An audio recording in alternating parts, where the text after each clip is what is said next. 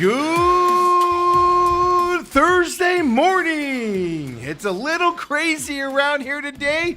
Unbelievable day of sports. What a time to be alive if you're a sports fan right now. Not just because of Diamondbacks, which disappointment yesterday. Thanks, Tori. Great time to be alive. Cardinals tonight at home. ASU tomorrow night. I don't know what I'm going to do this weekend. I, of course, am your humble host, Stephen McCollum. And you know him as 17-year NFL veteran, 3-time Super Bowl champion for your Dallas Cowboys. And he is all excited, so excited, he watched the Ryder Cup press conference yesterday where they introduced every New York politician on the planet. And Dale got up and clapped for all of them. Dale Hellestrae's here, everybody. How was that press conference yesterday? I didn't see that part. I just saw the clips where they introduced the governor of New York and she got booed. And some New York guy goes, "Get out of here, Kathy." I'm not exactly sure why they would do that, but Well, you got to do it because every politician on big events, they do it here for when we get the Super Bowls and the NCAA. ASU last week did the Tempe, mayor and council people. They had them out on the field, thanking them for their service, and you gotta kiss politicians' butts in those instances, man, because whether you like it or not, they are instrumental to that stuff coming here. I don't know about that, but yes, I was hoping to hear the matchups. I guess we won't hear about them till today. I was shocked about that. Is it a deep secret? Well, it's like what's the what are the digits for the nuclear weapons? But it's kind of guarded like that. Yeah, but put them out at the same time, and then there's no advantage. I can understand if the Americans put them out yesterday, and the Europeans were we're going to put them out next day. Well, put them out at the same time, then there's no no thing on it. The thing is America being the home team, they will announce who's going out first, and then the Europe team can announce who's going to play against them, and that goes down the list. Most of these guys who are up there watching this have seen the way the guys have gone out in pairings. Yeah. We got a hint of it, but was it last week or the week before in that one golf tournament? We saw a big chunk of it there. Yeah. I think you're going to see similar matchups to that, is what I'm going to guess. Yeah, and I think the whole thing, the biggest, word I'm looking for, excitement or whatever, is who's going to go out first for the U.S. Yes. Are you going to send out Bryson DeChambeau? You got to set the tone early, right? Or are you going to send out Scotty Scheffler? And it seems like Scheffler and Henley, they've had success in the past. Looks like they're going to be a team. Who would you put out first? Because my initial reaction is DeChambeau, because you can send an early message of we're here to play. You can do that. But how do you not send out the world's number one golfer? Yes, and therein lies the rub. But again, at the end of the day, it's 18 holes. It's going to be 4 hours of golf. And tomorrow's the interesting one because tomorrow morning, because it's alternate shot. Yes. And for those of you who don't know what that means that one guy will tee off on all the odd holes, and the other guy will tee off on the even holes, then you play alternate shots. So you hit a tee shot, the next guy hits the second shot. Mm-hmm. Then you go back and hit the third shot. And you don't use your ball. Use your ball off the tee box, and then it's whatever ball. So if somebody's hitting their not normal ball and in different ranges, they're not. So if you're playing with DeChambeau in this situation, and you're not used to having 100-yard second shot. Yes, you're usually having 150 yards. It does change games. And the same thing for him. Yeah. He's going to have 140-yard shots in rather than 90-yard shots. Yeah, he's used to those shorter ones. So that is something to pay attention to. And also when you say, well, what kind of ball are they playing? When you're that good, the ball does matter. You and I, we can find a ball in the water and play that. Their balls are made for their style. Some are made for more backspin. Some are made to roll distance-wise. Yeah. They're all different. Some are softer. Some are harder. And it makes they're a difference made for to them. Yeah. There's a reason they get clubs and balls made specifically for them that you and I can't get. Right. It's because it's based off of what they could play and stuff like that. Now, being on the East Coast, it's going to be an early start time tomorrow for us, right? Well, it's going to be an early start time. But what's fascinating is there's a big, I forget if it's 50, 60, 70% chance of rain in the morning. Really? So, because I looked up the times when it starts, and there's nothing on RyderCup.com. Really? On the first tee times or anything to that effect yet. Maybe it's because of the rain that they don't have it. Yeah, it's because I just know it's going to be. Now, I'm just wondering, is it going to be a 6 a.m. start time, our time? Or is it going to be more of an 8 a.m. start time tomorrow? It's kind of what I'm. Well, remember, because you got 4 matches going off in the morning. You got 4 matches going off in the afternoon. And it won't be generally if you play in the morning, you're not playing in the afternoon, right? Sometimes you can. There's guys who will play all 5 matches. Yeah, and there's guys that'll play 1. Yes. Yes. Yeah, I'm not kidding you. On RyderCup.com, nothing on what time the actual first team. Maybe that's because they haven't announced the pairings yet. That is one thing. The other thing is, again, I think a lot of it's with the rain, and we'll see what happens there. Interesting enough, I looked into this charity thing you were talking about because I made that little snide comment yesterday. Americans have to be paid in order to contribute to this. So they get all 12 members, including the captain, is going to receive $300,000 to go towards a charity of their choosing. So you're right on that. So money going to a charity, fantastic cause, great that they're doing that.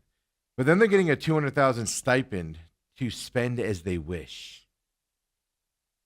So they have the charity part. But you don't think some of those players are pocketing that $200,000? I had read where they all said that they're going to give it to. Okay, they said they're going to give the other $200,000 also. Okay, yeah. You might be right on it. Okay, I haven't seen that out there, but I was just looking into the specific payment side of it because Americans have added that side. The Europeans donating their time to this weekend. Which I always say, if you're willing to do it for free, it's a passion project. Right. You won't do it unless you get paid.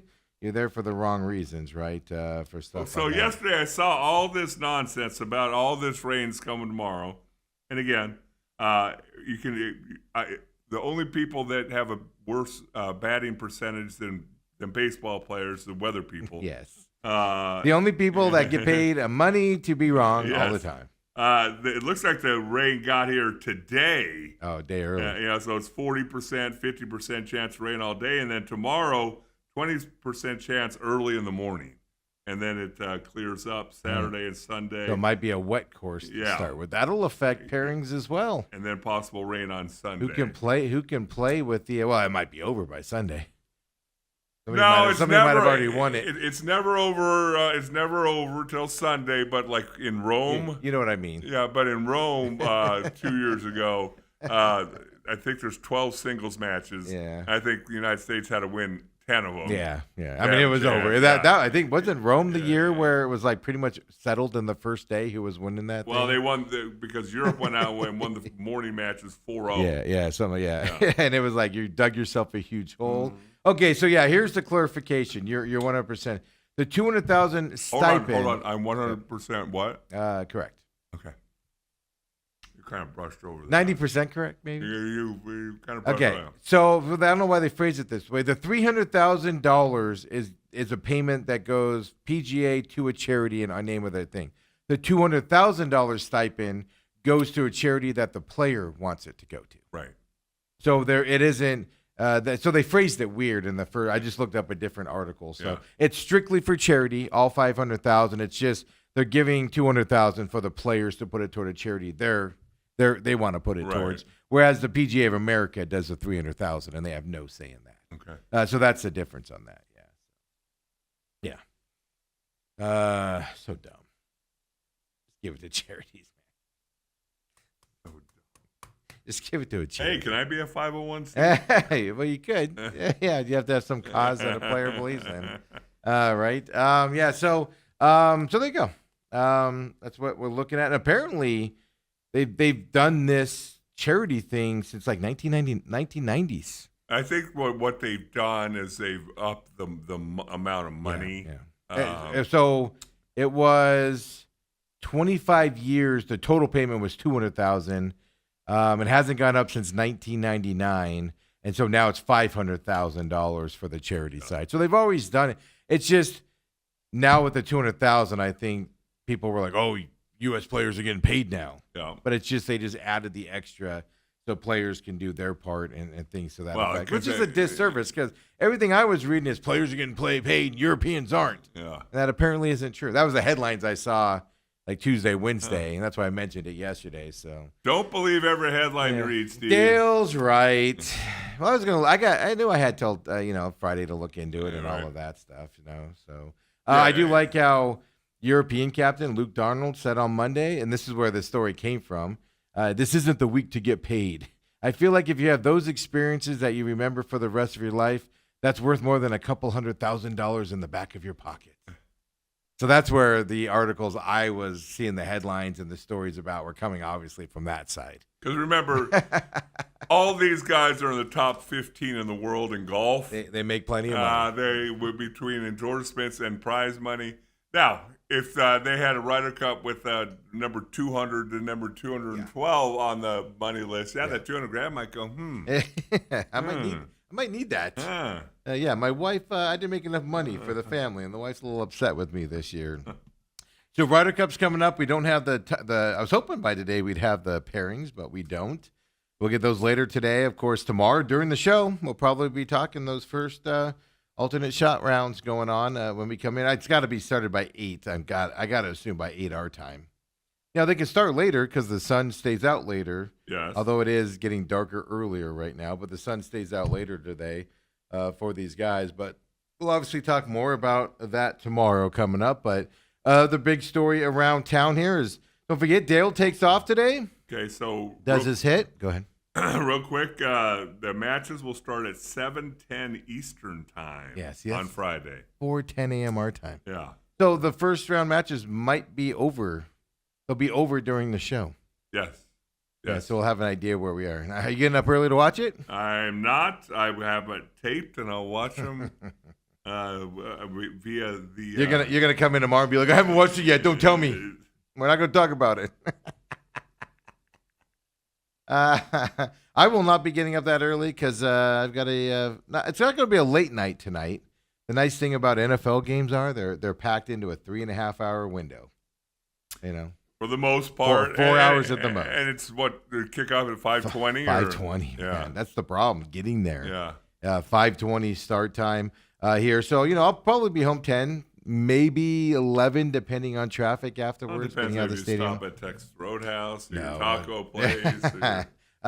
We're hoping that everybody's got half days today. Ethan's like deathly sick. He's trying to get better because he really wants to go tonight and everything. So he's not, he's trying to get better. He's staying home from school again today, just asleep, passed out, taking medicine. So we'll see if he makes it. But everybody's got half days today. I'm out of here. MLB gets done at 11:30, 11:40. Wrap up our stuff and getting out of here. So we should be able to leave around 2. We'll stop at the taco place on the way there, I think. You know what's so funny is when it just dawned on me when you say he's staying home, so you go to the game tonight. Well, it's not why he's staying home. He was staying home regardless. But I remember, like, when I was in high school, the thing is you could miss up to like 2 or 3 classes and still play in the game. Was a Friday night football game or basketball game. So you can miss like morning games? Yeah, morning classes. But you had to go to a certain amount. I forget what it was. That's a long time ago. But I remember it wouldn't fly in today's day and age. Like still being sick and badly sick, like throwing up sick. And, well, I got to go to the last 3 classes so I can play tonight. And, I don't care about your health. Yeah. Oh, yeah. I got a funny story in my life where I wasn't feeling well. My parents, you did not stay home for any reason. No. Unless you were like throwing up in the morning time and they saw it. It didn't matter if you had a 300-degree fever. It was, you're going to school. And I have a famous story where I raised my hand, 8th grade math. Yeah. And I'm just sitting there and I raised my hand. I knew it was coming. And the teacher was, she was a meanie, math teacher. And I distinctly remember raising my hand. She goes, nobody's going anywhere right now, Stephen. I go, okay. Raise my hand again like 5 minutes later. She goes, I said nobody's going anywhere right now. I said, okay. Tapped the kid's shoulder on in front of me, and I said, you might want to move. And he goes, why? And I go, you might want to move. All over the desk. And the teacher goes, why don't you just get up and go? And I go, you told me I couldn't go. It was favorite story of mine ever. I at least have the presence of mind to tap the kid in front of me and be like, move now, Tiger. Yeah. You weren't like Graham about 3 months ago. He was sick, and I was taking him somewhere, and I was facing him outside before we got in the car, and he goes, Papa, my stomach doesn't feel good. I go, well, do you feel like you're going to throw projectile? I tried to move my feet and things you do for your grandkids. Oh, I remember hospital stays early in Ethan's life where it was just like, it's great. But that's my favorite story of all time. Teachers. But that was a different time. You don't do that anymore. No, you can just get up and go. Like yesterday, he was just stuffed up and was just super tired. So I said, get ahead of it. And then also, they're doing half days right now because their break's coming up. Like today, Ireland's going to a field trip at EVIT, to check that out and see if there's classes there she wants to take, throughout her high school career and go that route. And then tomorrow, Ethan's got a field trip to go. So they're doing nothing right now, end of the quarter type of thing. So it doesn't even hurt on that side. But his mom said, she tried to wake him up today and just rolled over. And last night he texted me and goes, I'm feeling better. Can I still go to the game? And I was like, I don't care. Let's go. Because I go regardless if I'm sick or not. I mean, I'm careful about it and I don't spread the germs and stuff like that. But I'm like, let's go. And then I get the message today. So I don't know. Might have a ticket for tonight. What are you doing? I think you're extra huggy when you're sick. Because you don't want to be the only one feeling bad. You want to spread it. I'm going to send him and sit next to all the Seahawks fans that are going to be around us. Well, what I learned at a young age is my dad, he retired from the post office. He worked for like 40 years with a year and a half of sick leave. He never called in sick. And his operating procedure was, I've got up feeling sick certain days. Yeah. He said, and he rode his bike to work every day. But he said, by the time. But this was back before vehicles too, right? Like he walked his route. They had vehicles. Oh, they did. But we were a one-car family till I left. Yeah. And all of a sudden they have all this extra money. Mark turned 16 and gets his car. Dale's like, what? I swear to you, every time I go to SMU, I'd come back for whatever break it was. New car, new refrigerator, new that. Like, what? They're dressed in like nice shirts all of a sudden, And Dale's not shopping at Marshall's.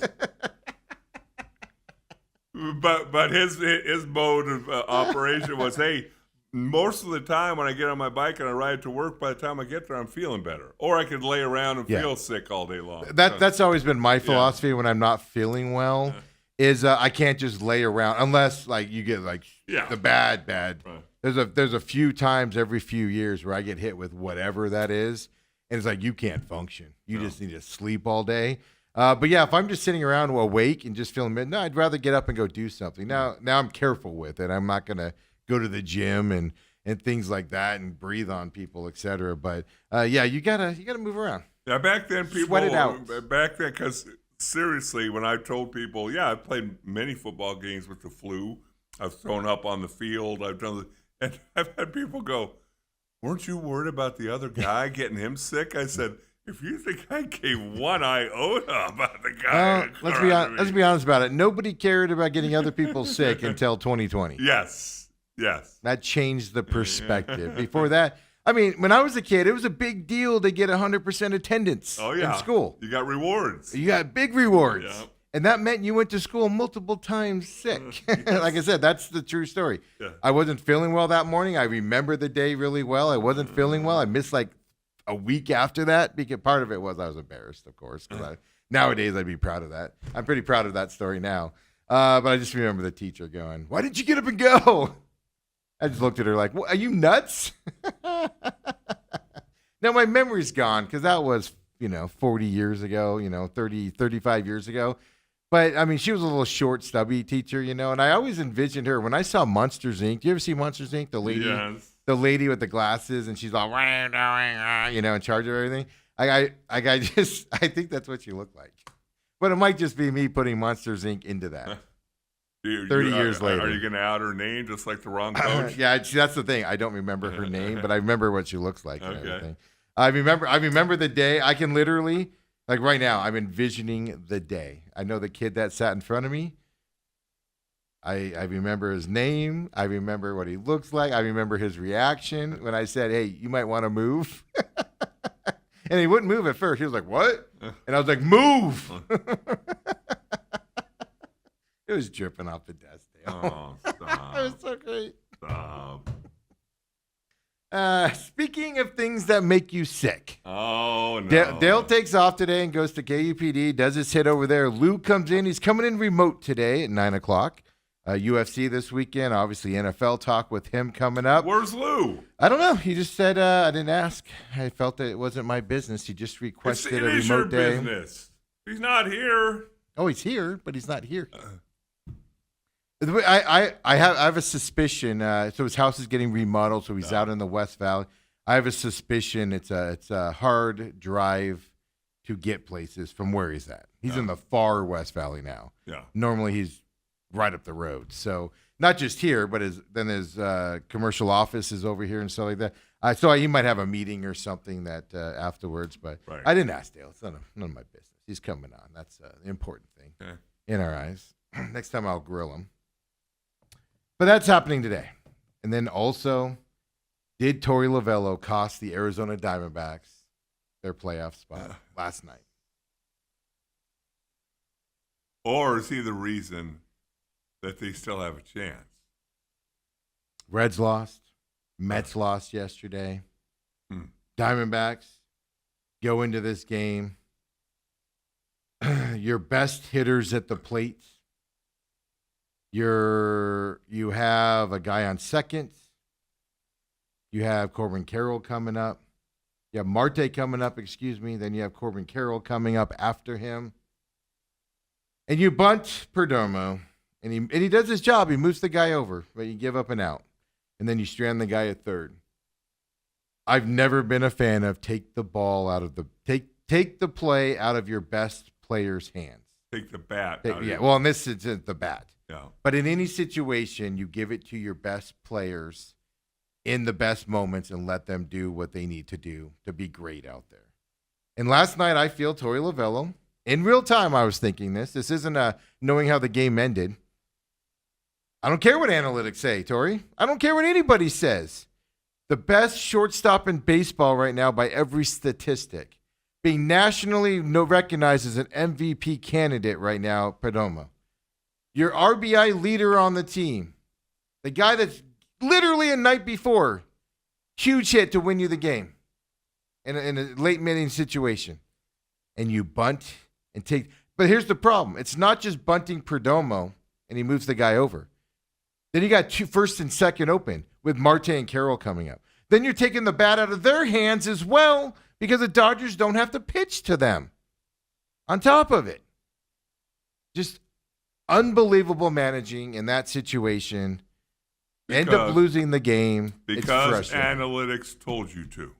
That's what he said after the game. No. Well, let's look into it. Torey, after the game, here's his explanation. Let's see if Dale buys it.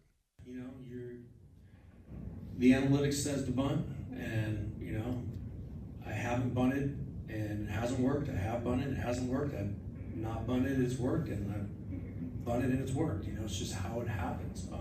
How do I feel about it? I feel like when you get a runner at third base with less than 2 outs, you got to find a way to win the baseball game. And I knew that there's a chance they pitch around Corbin.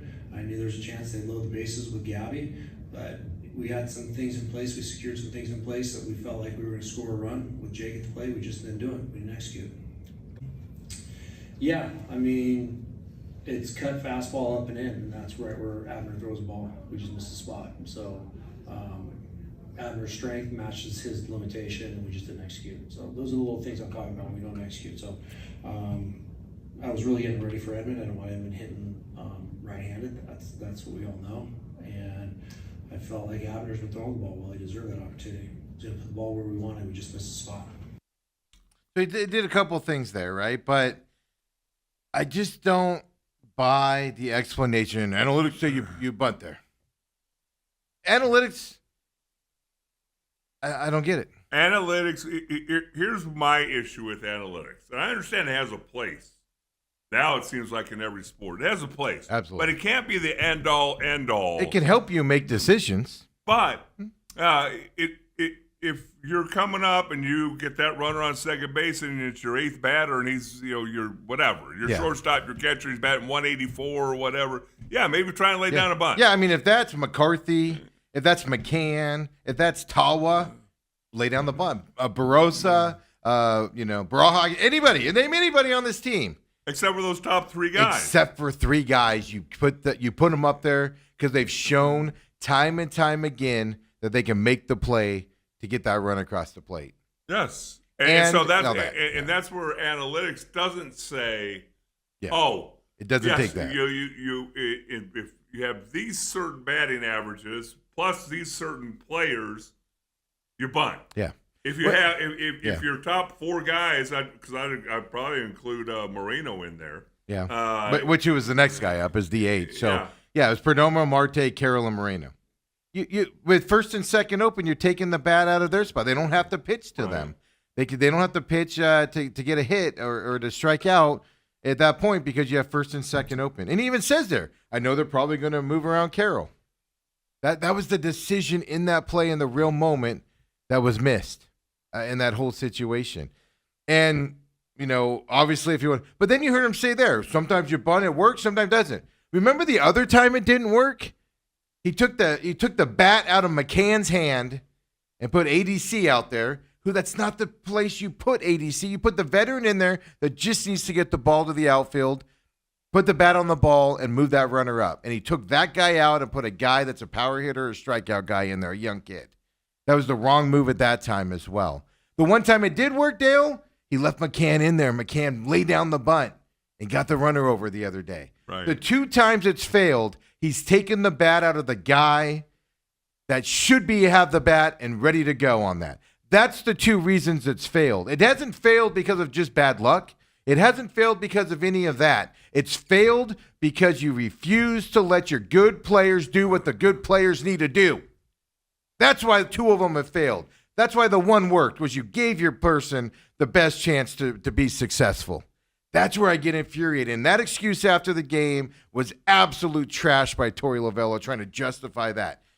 Yesterday was the opportunity, and if we don't make the playoffs here moving forward, last night is going to be the game you're going to look back at and be like, Torey cost them the playoff run last night because they would be in that third playoff spot right now. More pressure on the Mets, more pressure on the Reds in that situation with you sitting in that third spot going into this, and that decision to not let your best players be great is infuriating that Torey keeps doing that. Let them be great, Torey. Let them do something special. Let them do it. Stop hampering your best players, man. Frustrating, Dale. Frustrating. I've come to enjoy how you can start talking. You get madder as I talk. And then as you're in the middle of a thought, get more angry, and then laugh after. I mean, at the end of the day, you still had a runner at third with less than 2 outs. I don't disagree. And again, and then you have the bases loaded. Yeah. And you still couldn't get somebody across. So again, I'm not putting it all on Torey. I don't agree with the decision. Yeah. I think that there's got to be some gut in that whether you bunt or you don't. And I understand it's not 100% either way. Yeah. It's never going to be 100% in sports. But you also got to put some of the blame on the players for not executing. And I don't disagree with that at all. But also you got to factor in the Dodgers could pitch differently with first and second base open and a guy on third. They didn't have to throw strikes. They could paint the corners and get somebody to chase a bad ball to ground out or hit a fly ball into the second base or whatever happens in that situation. You took the pressure off the Dodgers in that side of it by that same mistake. But at the end of the day, you're right. The players didn't get the guy from third home, and that was the ultimate decision with less than 2 outs. Yes, that was the extra. That was the downfall of it. But it starts with the bad decision making by the manager. It starts with that, and then to blame analytics afterwards is infuriating, Dale. Take credit for it. Take it yourself. That's just passing blame. Analytics said you bunt there, so we decided to bunt there. No, that's making an excuse on why you did it. That's the excuse. Oh, analytics said to do it. I had to do it because analytics said so. Then why do we even have you here, Tori? Why don't we just have a robot be the manager? Because analytics tells you every situation. We don't need you, Tori. We can save a lot of money, Tori, if you're not there. We can just have some guy making, $30,000 a year looking at a sheet of paper in the analytics and go, analytics say to do this, let's do this. We don't need you, Tori. If we were just going to say analytics is going to do it. Oh, it's frustrating. Well, before I go, They're still in it, by the way. Yeah, they're still only one game back. But again, when you have an opportunity like that, probably the smartest thing you said this morning was the fact that if they would have won last night, then they're in the driver's seat. And the other two teams are now in chase mode. And you put the pressure more on two teams that don't handle pressure well. Yep. And the Mets have pressure on them, but this would be a different pressure. And I guarantee you the Mets and the Reds would both falter with pressure on them in that scenario. You've let them off the hook, and that's what's mostly disappointing. But tonight's Thursday Night Football, Dale, Cardinals, Seahawks. I'll talk more about this with Lou coming up, but I think tonight's going to be just an ugly – this could be a 10-6 ball game tonight, Dale. This is going to be an ugly game in terms of points. It's going to be hit the under. I've already hit the under on the betting apps. I'll tell you this, Lou agrees with me on this. I talked to him a little bit yesterday and everything about stuff and everything. Who do you have winning tonight, Dale? Well, no Zay Jones. Yep, concussion. No Will Johnson. Nope. You wonder about those offensive linemen. No Will Hernandez, by the way. Paris, Will, you got Kelvin Beachum, and Evan Brown was on the injury list. Ankle for him, the other two guys' knees. Boy. And Okay. just the fact that I look at history, first of all, I didn't realize it's been since 2021 since the Cardinals beat the Seahawks at all, anywhere, whether it's Seattle, Arizona, overseas, underseas, never mind. No, keep it going. No, because I had something going. I had something in the ether. It doesn't matter. But it used to be Seattle beat Arizona here, Arizona beat Seattle up there. And they're always sloppy, ugly, low-scoring affairs. And but the Cardinals have lost 7 straight games to the Seahawks. Kyler Murray hasn't beat the Seattle Seahawks since October 25th of 2020. Yeah. And so and they're physical. That's the problem. The Seahawks are a physical team. They're going to shut down the run tonight. There's going to be no running game tonight, which means what? Kyler Murray has to move the ball himself. Right. Anybody have faith that Drew Penzing and Kyler Murray are going to put together an offensive showing tonight to put up 40 points tonight? Anybody think that's going to happen? Well, they might have met for an hour or two on Tuesday and come up with a new offense. Come out in the wishbone. Kyler Murray's like 4-20-something against division opponents.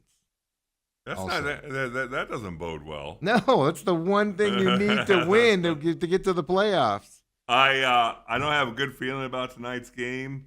It's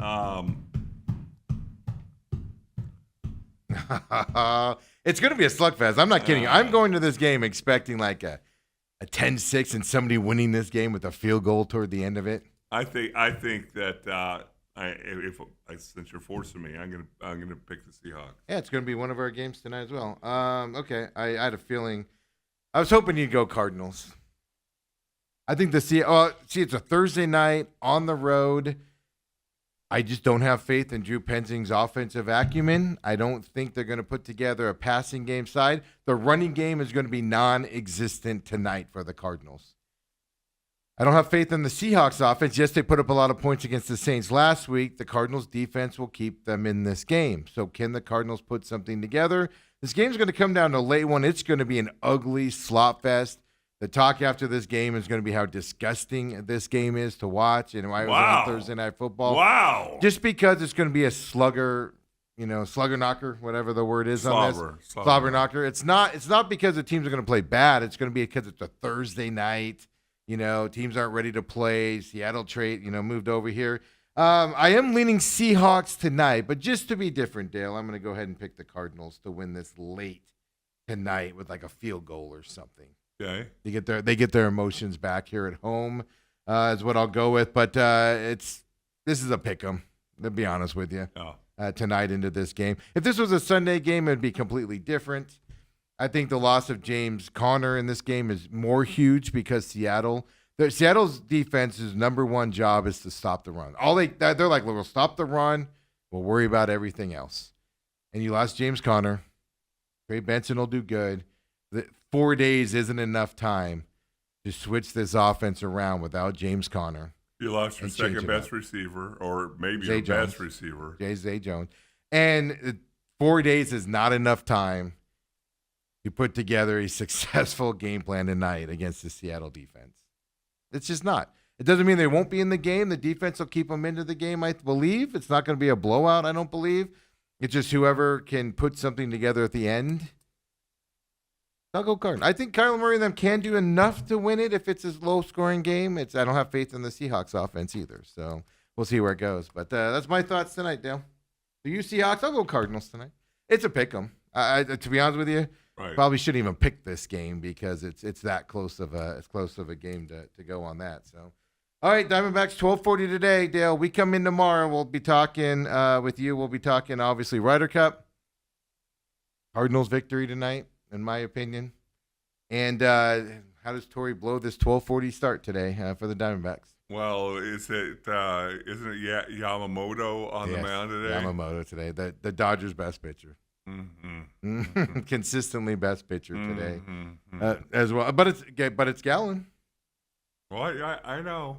I think the Diamondbacks find a way to win the series, and keep everybody interested for the weekend. They have to, and that's what I'm looking for. I don't think they're going to be there at the end in the playoff hunt. If they were in that third spot, I'd come in today with a different opinion on it. But the good news about the loss yesterday is they've kind of they made it harder for the Padres to win the division. So maybe the Padres will rest some guys and move their starting pitchers around next week to get ready for the playoffs, which would obviously help them out as well. Whereas winning yesterday, they would have been pretty close and it's striking distance, even more so. So it probably would have made that Padres series a little bit harder. So I don't know. Maybe yesterday was a blessing. Dale, get out of here. I like the glass half full, Stevie. Dale's getting out of here. Uncle Lou's coming up at 9. Come on back. I'll get you updated with the other stuff around Major League Baseball, because there's other series to watch, folks. If you are a diehard baseball fan with the playoffs coming up, woo-wee. Talk more Cardinals here today and all that fun stuff. Come on back, folks. The main event.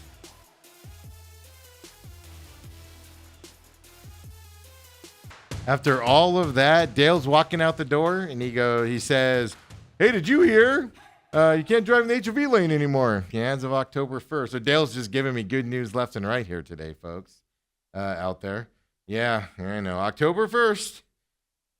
Unless the federal government comes to their senses and changes it, I'll be not allowed to drive in the HOV lane by myself anymore during those restricted times.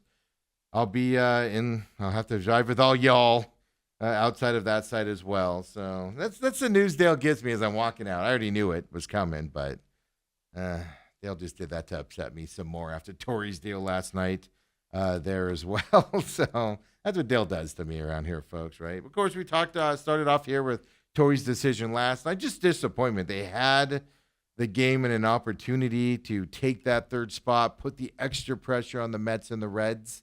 I firmly believe, especially in the Mets, if that would have happened yesterday, the Mets' pressure on them would have made them falter even more. Now you kind of let them off the hook, and they have an opportunity. It's not as pressure, even though there's a ton of pressure on them moving forward as well. So it unfortunately is a byproduct of yesterday's game. And let's see, 12:40 start time today for the Diamondbacks here today down there at Chase Field. Last home game of the regular season down there as well. And will it be the last game of the season is the bigger question, right? Obviously, Yamamoto on the mound here today as well before they go to the Padres starting tomorrow, which obviously is still going to be a big series as well. Now, you can't be 2 games down going into this final series coming up here.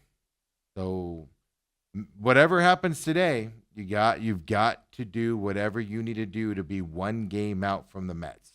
The biggest threat is the Reds, because the Reds have the tiebreakers for everybody.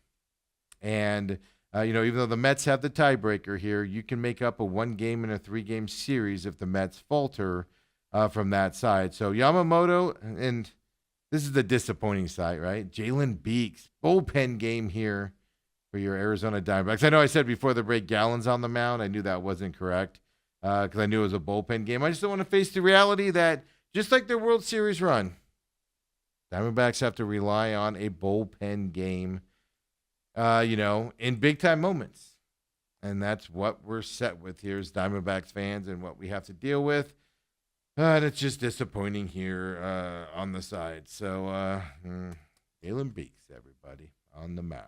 I just wish it was Gallon, to be honest with you, to be out there. That'd be just so much nicer to deal with as we move on. But 12:40 today. We'll see how that turns out. I think also, let me just look up here, because I think everybody else plays later. Yeah, New York and Chicago, 4:40 p.m. This is all our time here. So Diamondbacks, we'll know if they win or lose before the Mets even take the field here later on today for them. And then I believe the Reds, are the Reds off today? Let me find their schedule here. I had it loaded up, and of course, I didn't have it. Oh, no, they got the Pirates today. 12:40 for them as well, 12:40 Eastern time. So, yeah, we'll know what the Pirates do today before the Diamondbacks play because that's why I didn't see it. 9:40 a.m. start for them. So we'll know what the Reds do with the Pirates. And that's Nick Lotto and Braxton Ashcraft matching up for that matchup. So we'll know what the Reds do. Mets we won't know till afterwards. So, win. Just keep winning. Get out there, win this series is the key for the Diamondbacks today. Go into this Padres series no more than 1 game behind in that spot. Keep the pressure on, and you don't know what's going to happen. Keep us watching. There's big games this weekend. Tomorrow night, right? ASU TCU, huge game here in the Valley. Make me have to pay attention to the Diamondbacks-Padres game tomorrow night while I'm at that game.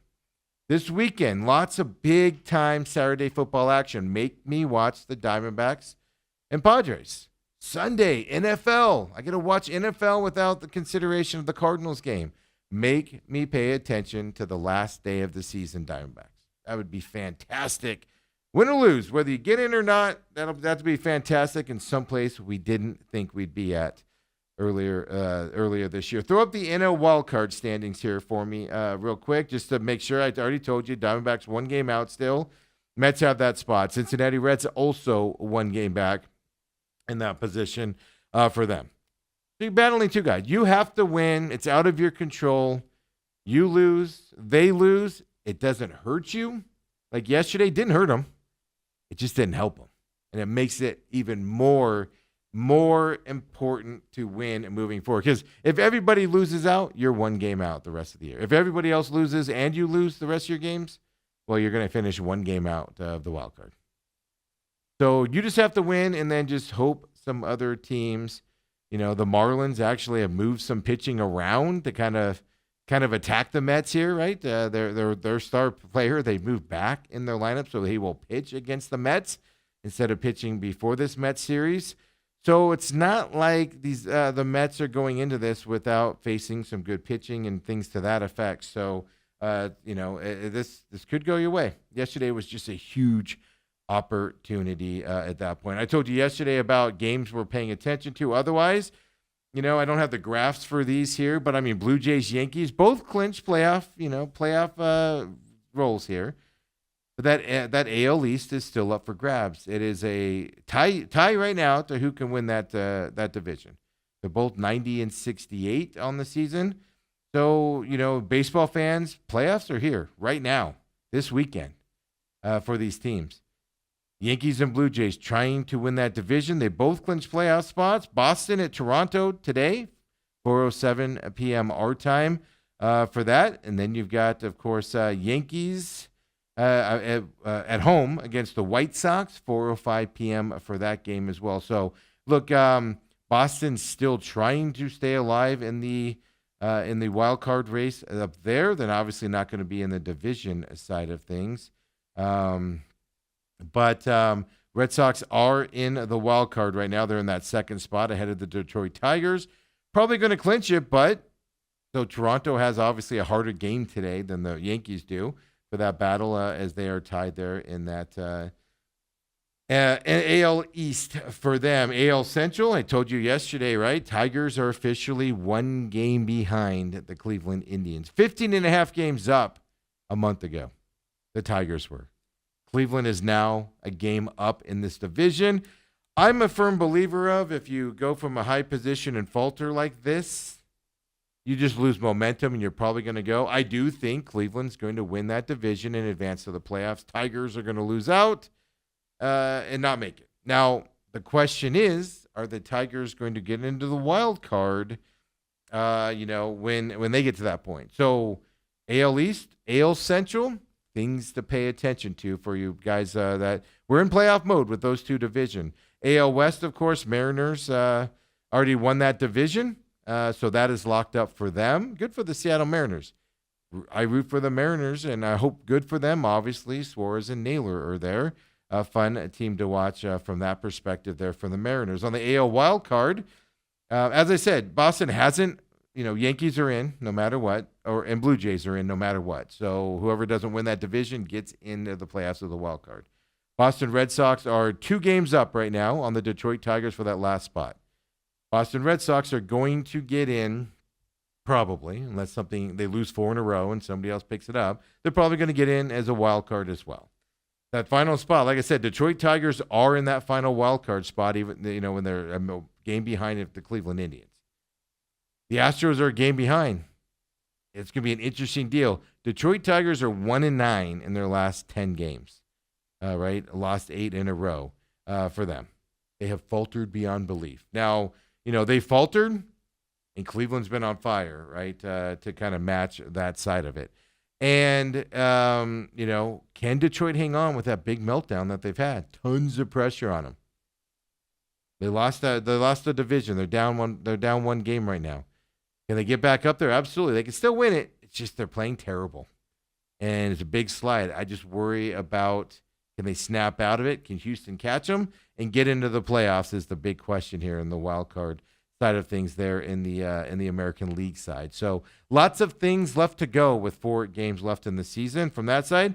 In the NL East side, we'll set that up. Obviously, Phillies have won that division. They're 12 games up on the Mets. They're coasting into the playoffs from that side. Milwaukee Brewers, Chicago Cubs, both have clinched playoff divisions here. Milwaukee Brewers have won that division. They're 6.5 games up on the Chicago Cubs. So they have won it. Cubs have clinched a wild card berth for them. Cincinnati Reds battling for that final wild card spot there in the NL Central. So although there's no intrigue in the division side of that and the Cubs making it, intrigue obviously with the Cincinnati Reds there in the NL Central. Then we know the West. Padres are 2.5 games out now from the Dodgers. So technically they're still in it. They both clinched playoff spots, but it was for the division. Dodgers winning yesterday, Padres losing yesterday is what put it to 2.5. Yesterday's loss by the Diamondbacks might help them this weekend. Because if the Padres don't think or can't get that division win, well, they might start getting ready for the playoffs, resting a couple guys, rearranging their lineup, some of the best pitchers, getting them ready for the first playoff games, etc. So that might be a good spot yesterday with that loss for the Diamondbacks going into this weekend. Obviously, the Diamondbacks in the 3rd spot, fighting for that wild card position right now. So it is baseball time. It is playoff time. It is exciting baseball time.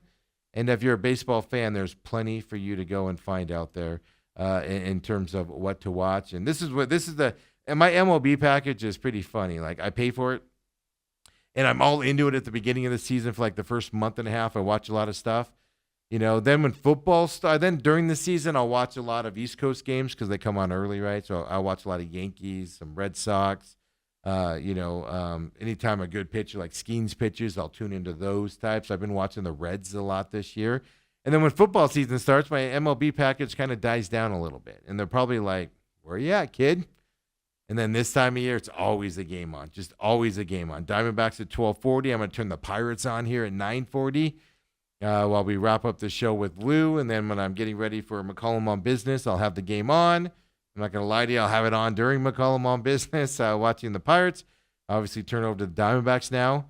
Get home today, have the Mets, and pay attention to what's happening there while I'm headed out to Glendale for the Cardinals game tonight. It's just exciting at times around here. So much exciting. We didn't even get into the Suns Media Day yesterday and their conversations with Ishbia and all them. We're going to talk more about that tomorrow. Obviously, a little bit more time tomorrow. We'll recap a Cardinals game tonight. We'll look forward to that ASU game tomorrow night against TCU. This is going to be another banger of a game tomorrow night here in Tempe against TCU. ASU's got their next 4 or 5 opponents have only lost 1 game on the season. This is a brutal row here for not just ASU, but their competition in the Big 12. And it begins tomorrow again here against TCU. So we'll talk that. We'll talk some of that Suns Media Day. All I'll say about that right now is a little preview. Matt Ishbia is having every employee of the Diamondbacks sign a agreement that they won't sue the organization if misdeeds happen, etc. I'm summarizing it right now. There's more to it, but let's sum it that way. I think that's terrible taste. He defended it yesterday for doing it. That's terrible taste. You know how you can not have your employee? No, some employees are bad, and you fire them, and then they'll of course sue you. That's just a byproduct of being a business owner, especially a high-profile business owner, because they know it'll make news. People will pay attention to it, etc. But you know how you get employees to be happy? You take care of them. You don't have them sign a piece of paper saying, don't sue us if we mistreat you. That's ridiculous. That's stupid. If you do misdeeds, you deserve to get in trouble. And it's stupid that he's doing it. We'll talk more about that tomorrow. That's just a preview of what paying attention to from that side. It's ridiculous. As I said earlier, Kyler Murray 8-21 versus division opponents. Hasn't beaten the Seahawks since October 21st of 2020. Kyler Murray has. Now I believe he obviously missed a couple of those games, with his knee injury and things to that effect. So it's not like he's played in every game. And that's the question. And me and Dale made our picks, right? Dale's going with the Seahawks tonight. I agree. I'm leaning towards Seahawks tonight to probably sneak out of Glendale with a victory. The reason why I think it's harder than what I'm saying here, short week, they just blew out the Saints. I think this is going to be a low-scoring affair tonight. I think this is going to be a brutal defensive battle tonight. Offenses aren't going to be able to do much.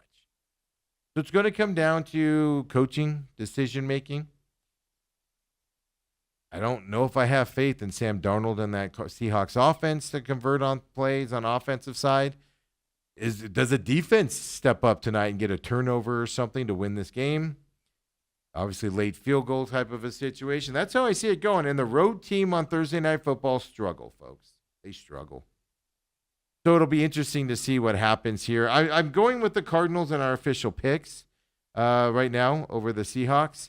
This is a pick'em game, folks. This is going to be one of those games that afterwards, I think when we read the narrative or see the national narrative, it's just going to be what a slobber knocker type of game that we're looking at here today. So when we come back, we'll get on with Uncle Lou joining us, of course. We'll talk UFC, some NFL action. He's joining us remote today, which is perfect as well.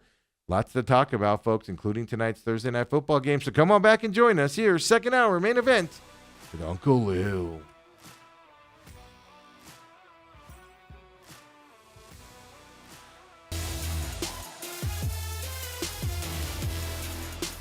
And we're back here. Main event, second hour, Thursdays.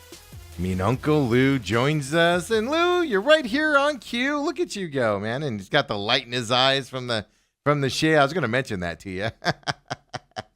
Must be nice having that nice, spacious place. I just want there to be, everything's so white, I should have worn a different color shirt. I'm going to try and stand out for you. But the good news is you don't have to see me. You just have to hear me. Thanks for having me, Steve. Sorry to interrupt. No worries at all, man. I was actually gonna mention, what are you in a doctor's office right now? That is white. I am 4 months into a 6-month house remodel. Yes. And my wife was courteous enough to give me this little cubicle that has no air conditioning vent, and the bathroom's right back there. I can open it up, and it would be even worse effect. But it's my own little area. I got a computer set up here. I got a TV over here. Yeah. I could be in a lot worse situation. Absolutely. No, we appreciate you joining us, remote or however you do it. I appreciate it very much. We love having you on here and everything. And with that being said, UFC kicks off again here this weekend after the off week, of course, last week. They're over there in Australia this week as well. Normal start time, 7 p.m. But, so we generally get listeners from Australia, other parts of the countries when they travel to these areas here. So tell everybody where they can find you, communicate with you, and all that good stuff here. And, your website, gamblu.com. Well, briefly, everything I do can be found at gamblu.com. Any questions you have to address me that are serious will all be responded to. That's Lou at gamblu.com. The webpage basically tells you the very few select sports I work. I try and narrow focus to increase expertise. Part of our platform is to give back. We have an unbelievably awesome, oldest mission in the country is located south of Phoenix, in just south of Tucson as well, in Arizona, called the San Xavier Mission. They're doing really wonderful work there. I love to highlight their work, and we donate 16% of our gross profits to the mission because we're so committed to such a great Arizona tradition. They're doing great work there. Steve lets me mention it every week. Thank you. Absolutely. And, hey, it's a fantastic thing that you do there. I'm proud of you for doing it. So we need to highlight that stuff out there and everything. The big question of the day before we get into NFL and UFC talk for this week, we'll start with UFC. But the big question is, you like day games in baseball? Last home game of the season, 12:40 first pitch today. Things are on the line, Lou. Are you going? Steve, that's why I requested the remote position here, because as soon as we get done, I'm going to get in the car and go down there. Now, I much prefer that we would be playing Tampa or somebody Yes. not in it, because there'd be 18 people there and I could come and go as I want. Not only is it a Dodger game, it means something. There's going to be 45,000 people down there. I'd rather have a lobotomy. But yes, I'm going. I'm going to go have some fun, enjoy it. I will say I won't have much on the game outside of hoping Lovello and his crew continue to do well. My interest, my whole focus is on the San Diego under 89.5. I need the Diamondbacks to save a little energy today, because they have to go to they have to go to San Diego for the final 3 games of the season. If they win one game, I will win that under 89.5. If the Pods sweep them, I'll surely be one disappointed baseball season total better. Yeah, because right now the Padres are at 87 wins here, for them going into this weekend series against Arizona. So I know, Nailbiter, you normally don't like, we were talking about this yesterday, you normally like these bets to settle a little bit early. So it's, little sweat for you here, huh? Yeah, I don't take 81s and 82s in baseball. I don't want to work till the end of the season. I take 89.5 thinking it's going to be a great, I'm going to be sitting on the rocker on the porch just watching that thing come in, and then the last month of the season, I'm in. Well, every plan doesn't work correct. In this case, the bridge I built's got one end on the air, one end over here, and I got some work to do. Well, I mean, that's the other side of it is you can never take into account, like, nobody had the Padres adding like they did at the trade deadline. The big spending dad had died and the kids have taken over, and they were talking about shedding salary and cutting that back. Yes. And then they added huge at the trade deadline, right? And in those positions, which surely doesn't help that 89.5 number coming under from that side. So those are things that, you hit during the season that you don't expect to happen. What do you do, right? Well, it was Oppo what I planned on. I figured they were, because there was some squabbling with the ownership group, I thought they'd be sellers. Yeah. they overachieved, then they were buyers, and they forced me to have to sweat. Now, what's going to happen is if they win the first 2 games and we go into the last game, either or, I'm going to have to.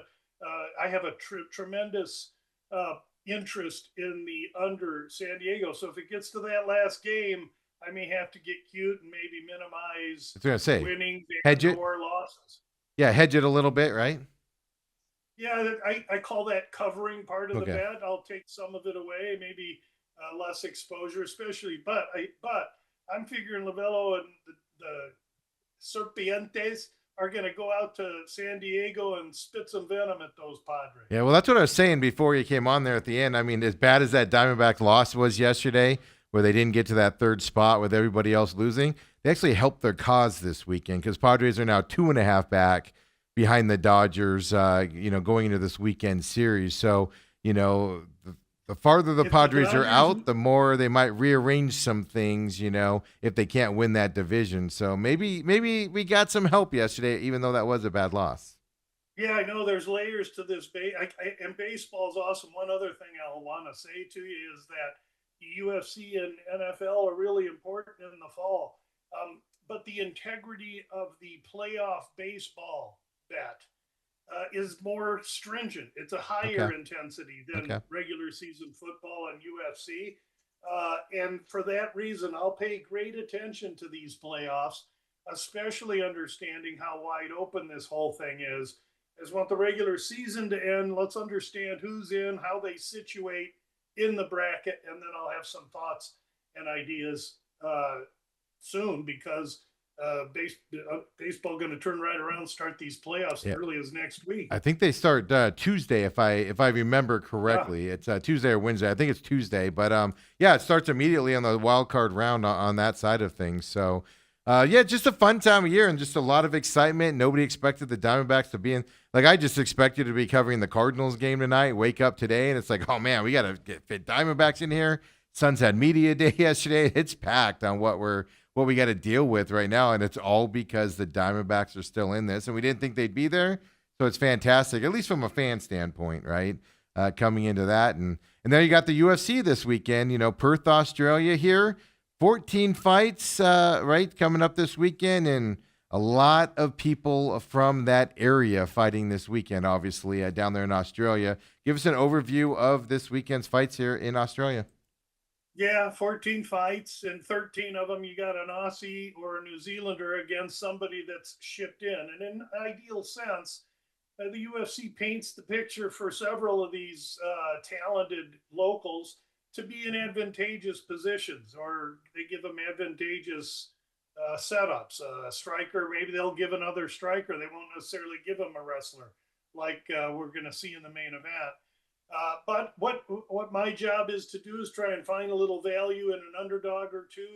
I think it's difficult in this card with their design to maybe favor Oceania a little to some extent, but they're not every single Aussie's going to win. And so can we find one or two that are suspect in there? I sure hope so. It's interesting that you say that. And then I saw in your blog on Gamblu.com, when I was reading that, it flat out says 7 of the 14 fights are going to be at welterweight, which is the 170 pounds and above, is how you phrased it there, which means it's bigger people fighting. Are there going to be an overload of knockouts this weekend than a normal card would have? It favors that with the bigger guys? That's why they put those that's why they put all those big boys on there. They're hoping for violence. They're going to have a packed house in Perth. And it doesn't matter what corner of the globe we go to, since man was, hunting antelope and using flint to start fires, they've been fighting, and there's passionate fight fans everywhere. This Perth will be crazy. They'll be backing their people. And in many ways, that ship-in fighter will either get blown away by the crowd or motivated by it, which is what most of them will tell you it does. Yeah, and it's weird too. 7 p.m. main card for us, or that's normal for us, which means 4 in the morning, 5 in the morning their time, if not later, right? These are early morning fights for these guys. That don't matter to them. They're going to be there just like they would normally be out. I was more thinking about the crowd. Can you imagine going, Oh no, I got the they'll be UFC used up. fight. They'll What get time you going? It starts at 2 a.m. What? Right. We're gonna get there at 11 and have a few. I know. I was thinking more of the crowd side of things, but hey, It'll be great. I would encourage people to tune in.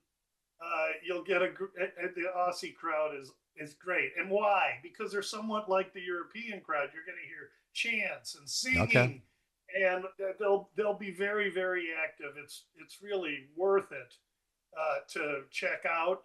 And for the fighters, they love competing in front of houses like this. Absolutely. And I remember the other Australia fights. They were good fights. They were fun fights to watch. So, as a layman here, not a guy into this, I'm looking forward to catching this weekend. There's one thing good about Cardinals tonight, ASU tomorrow night, Friday night, is that leaves my Saturday night open to, whatever football game I want to watch, and then having the UFC on and being able to enjoy that. I know in the prelims, we don't talk a lot about the early prelim people, but one of them in the first fight here, I remember Loma Lookboonmee. We've talked about her before. Just the last name sticks to me here. It's the first fight of the night, but I could be making this up in my mind, but I just remember us having a discussion about her in a previous fight, I believe, but just by the last name. Anything to look at here with her and Alexa Thanara? No. But you are correct in Lookboonmee being a fighter we've talked about before. I mean, of all the fights, here's Steve. We still have he's done really, really well with his evolution in UFC. But when you got a 7 or 8, 107 big, huge monsters going to beat the bejeebies out of each other, he's going to go to the ballet dance at 115 pounds. No. I just wanted to bring it up because I don't remember the conversation about her. We usually, when we talk about fighters, we talk about them because you're interested in them, or you think them on that side, and and I don't remember what the conversation was. But I wanted to be fair that maybe she might have been one of those young women fighters that you're into. Being first on the card tells me that's probably not the case, but had to ask, Lou. Come on. I think that's buried more into. I'm not sure where it is, so I don't want to. But I really would ask you, please don't interrupt me when I'm giving you heat. Because I get on a roll and I have 2-3 minutes going there, and you only let me get about 35 seconds. That's because I realized what I did, and I got to take it here. I know it's when you're in here, I let you give it to me, and when you're on the road, I can interrupt you a little bit. There we go. After all, it is Steve's show. But Lookboonmee is a Thai fighter, and at 115, if there was a 105 weight class, she'd be better suited for that. Oh. She's so teeny, 5'1", 5'2", I'll give her. She fights a Brazilian 5'4", that's going to have some size and length on her. She subbed Molly McCann, the opponent for Lookboonmee. That's right. And I probably lean to the other girl here. I see 2.5 rounds over 260.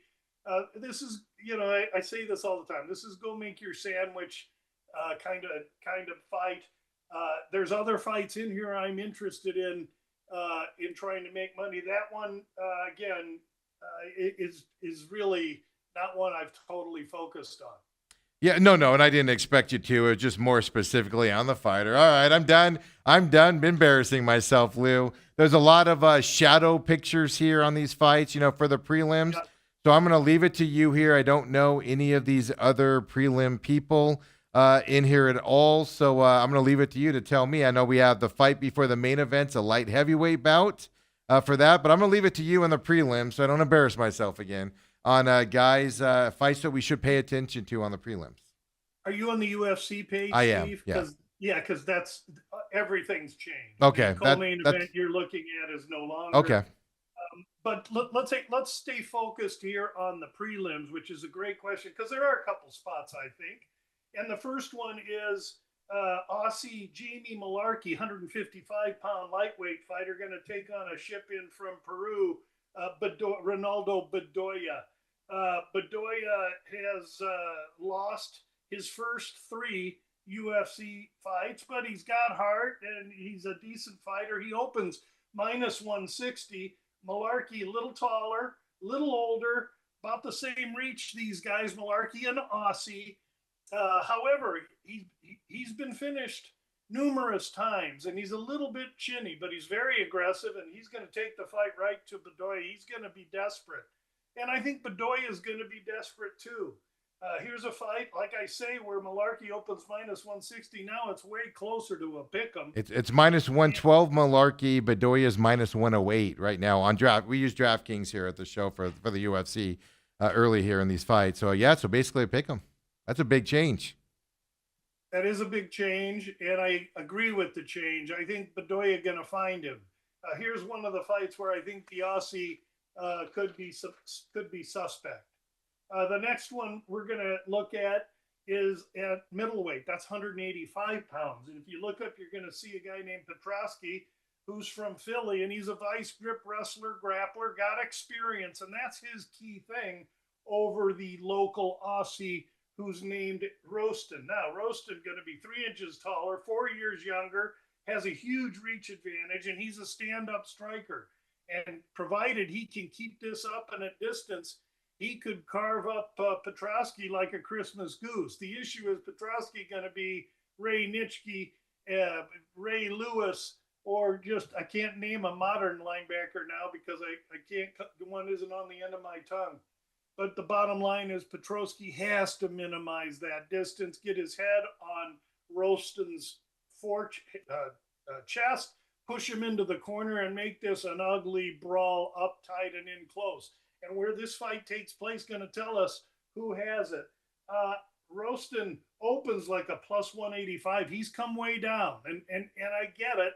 That said, Petroski, who's not the greatest striker, has some good experience. And I think as we see this line melt further down, and hold on one second, I'll tell you exactly where we stand. Well, right now on DraftKings, Roston is +142. Petroski is -170 on DraftKings right now. On DraftKings. Okay. Yes. And DraftKings is what? So, yeah, I'm seeing DraftKings. You say 170? +142 is what I got. +142 at Circa, he's +145. Okay, so that, and why do I compare DraftKings with Circa? DraftKings gets a lot of recreational bettors. People like Circa me. gets a lot of professional bettors. Yeah. So I like to see what that difference is. So he came from +180 down to +142. Do you think that's going to move closer as the fight gets closer? Move down a little bit more? It doesn't surprise me, Steve, that a certain select of these Aussies are going to get love. We saw it with Malarkey. Yeah. And so with that in mind, I think that, I think it could continue. I think as we get closer, there might be more from the country of Australia that are interested in Roston. If you look at them side by side, you can make a case for them, and I can make a case for them. This should be a really competitive fight. But again, if it goes to the floor, it's Petroski, and if it doesn't, it's not. Really? I mean, that's a fantastic breakdown there. Knockout potential on this one, or we're looking at a decision?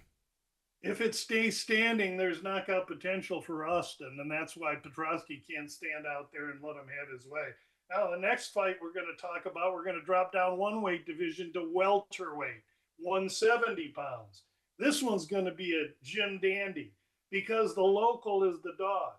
And I'm going to Oban Elliott from Wales, and he's a brawler, but he can be had.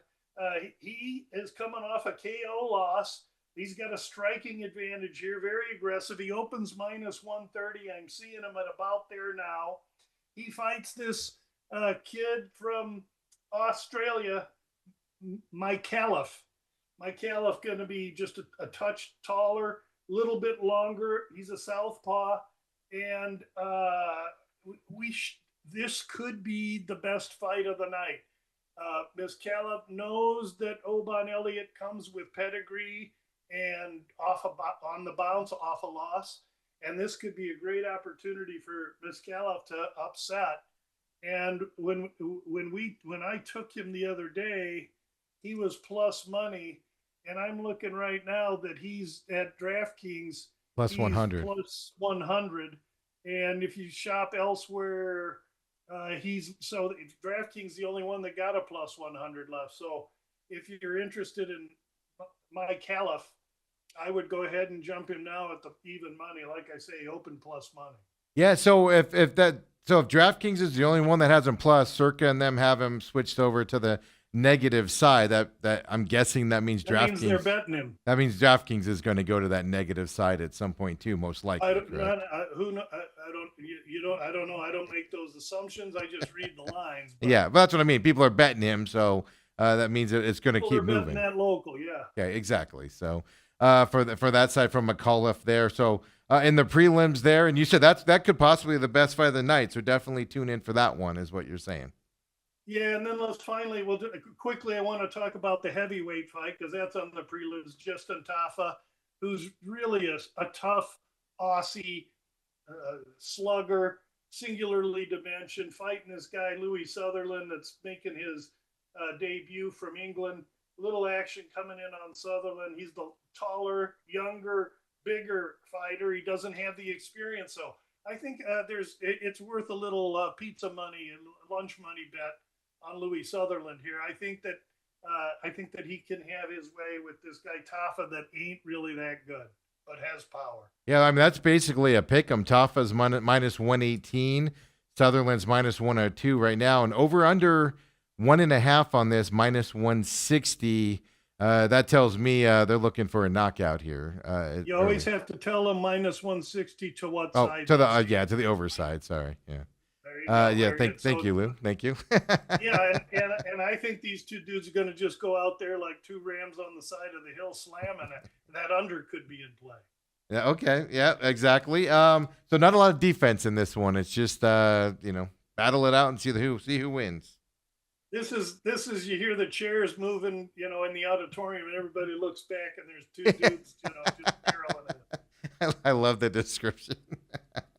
So then we get to that main card there, right? 7 p.m. our time will be the ESPN Plus here. It's UFC Fight Night here from that side of things. And I'm going to like I said, I'm going to kind of lead it to you here. I know Neil Magny's a name that I've seen before. He's got Jake Matthews here in this fight. You got Tom Nolan, Charlie Campbell. Lead us to what we should be paying most attention to here in this main card. I'm going to hit each one, but I'm going to do it quickly because as important as UFC is, NFL is the elephant in the room. So let's start with Campbell and Nolan. Nolan's susceptible. He is a susceptible Aussie. Can be chinny, long, tall man disease, which means that chin's hanging out there. Campbell comes in here live, but on short notice. The original opponent for Nolan had to drop out. So I think Campbell could be live here. Nothing I'm going to be overly interested in. Then we're going to go to 205, Bellato and Sterling. Here's a heck of a fight. Bellato, big, huge, thick Brazilian, got some power, but he's slow. Navajo Sterling, an Aussie, comes in with a win over a guy we're going to talk about shortly. Longer, taller, maybe not as structured or physical with his physique, but he's got some length. He'll have a little length advantage here. And this should be one whale of a fight. No real lean either way. But because you see that 1.5 round total, you can expect violence. Then Magny and Matthews. Neil Magny is really an underrated fighter, and you never know when he's going to do it or not. Excuse me, but he's now 38 years old. And Matthews, now 31, entered the UFC at 20. Most people think, geez, Matthews is 40. No, he's 31, and he's really putting it all together here. I hate the price. He opened minus 300. Now he's minus like 5. It's stupid. Well, 380 on DraftKings right now. Yeah. Yeah, I can't bet the fight because I lean to Matthews, but that price is stupid. Then we got to go next to a 205 fight. And in this one, Australian Jimmy Crute, who's making his second run through the UFC. He came first, had a few fights, was a brawler, got beat up, didn't do left. Might have been worried too much about late night activity as opposed to training. He had an epiphany, has come around, left the late night. Now he's training. He's doing well. He's fighting this guy named Erslan. And Erslan is the guy Navajo Sterling KO'd in his last fight. And this fight's just a beautiful example of a guy set there to make Jimmy Crute look good. Erslan, 0-2 in the UFC, not too fast, not too slick with his hands, decent wrestler. Jimmy Crute, an Aussie brawler that I think could be finding his way. Crute is the favorite. Another 1.5 should be a great banger. As you can tell, I'm glazing over a lot of these. I don't have a lot of bets on this card. I'm just telling you. Yeah, And exactly, and a lot of 1.5s here, that we're looking at. So you're seeing that's that. what we want. That's what we want. I don't want to sit there and watch Look Boom Me and Thyara dance the slow dance for 15 minutes. I want to see somebody get hit over the head with a chair. Lou, I'm sorry I asked about it. I'm sorry. I'm sorry, Steve. I don't mean to pick up. It's all good. But in all due respect, when I first started doing this with you 1.5 years ago, you couldn't name outside of John Jones. No idea. UFC Yeah. So Yeah. I am gonna throw a few petals at your feet. So now here's the co-main event, and most people think I'm wacky, and once I watch the fight, I'm gonna think I'm wacky because we got featherweight fighter Aussie Jack Jenkins. He's the natural featherweight 145, and he's gonna take on a kid that's traveling from the U.S., Ramon Tavares. And not only is he traveling across the world, but he's going up in weight class from 35 to 45. That first fight, when you move up, can kind of be surprising because your power doesn't necessarily translate. And Tavares is a power guy. Mm-hmm. And the other guy's size and weight can end up weighing on you. Clearly a reason Jack Jenkins is the favorite, but dang, Tavares got some hands. So you want to play some kind of prop or something cute here. Tavares inside the distance, Tavares KO. It's not out of the question. And that's going to leave us now with the main event. Ulberg, Black Jag, Carlos Ulberg trains out of one of the best gyms in the country, in the world, which is New Zealand's City Kickboxing with Eugene Behrman. That's Israel Adesanya, used to be Alexander Volkanovski. UFC, because of Adesanya and Volkanovski no longer being champions, is searching for a star in Oceania. They've decided Carlos Ulberg is it. And they're bringing him in with a fight that I think many people think is a setup fight. But if you remember a few weeks ago when I was doing cartwheels over Johnny Walker against Mingyang Zhang, Mm-hmm. Walker had the experience. The guy, he was lightning in a bottle, and there was a path for him. There's absolutely a path for Dominic Reyes here. Reyes arguably beat John Jones some years ago. After that, he got brutally knocked out by a couple of guys. But now he's won 3 fights, and here he is coming in here to be the patsy for Ulberg. But wait, I think Reyes is faster. I think Reyes has better hands. I know Reyes has been in with better. And Black Jag kind of getting propped up like Zhang was. Should Black Jag be the favorite at home against Reyes? Yeah. But should he be the favorite he is? I can get plus 200 on Reyes. Yeah. No, I'm not buying that. I've released Reyes. I like Reyes in this fight, and I think he's going to win the fight. Yeah, plus 205 right now. Interesting here. Ring that bell. Over under's 2.5. The under is minus 154 on this one. Reyes knockout possibly in this, or even an Ulberg knockout. I guess I should do it both ways, but under 2.5 on this one is shocking to me with these guys. Yeah, fast, explosive, dangerous guy. So I kind of see it. Okay. The winner's going to find the other guy. Okay. And that doesn't surprise me. For me, rather than toy with 2.5, fight don't go the distance, but you'll pay a price. Exactly. So for that alternate side there. So big fight card, a lot of violence this weekend on a Saturday night there down in Australia. And it is amazing to me how the UFC sets these cards up for kind of the crowds that they got, right? They know the Australians favor that. They want that type of a style of fight. And so they set it up so they are supposed to at least see those types of fights down there. So it's going to be fun Saturday night from Australia.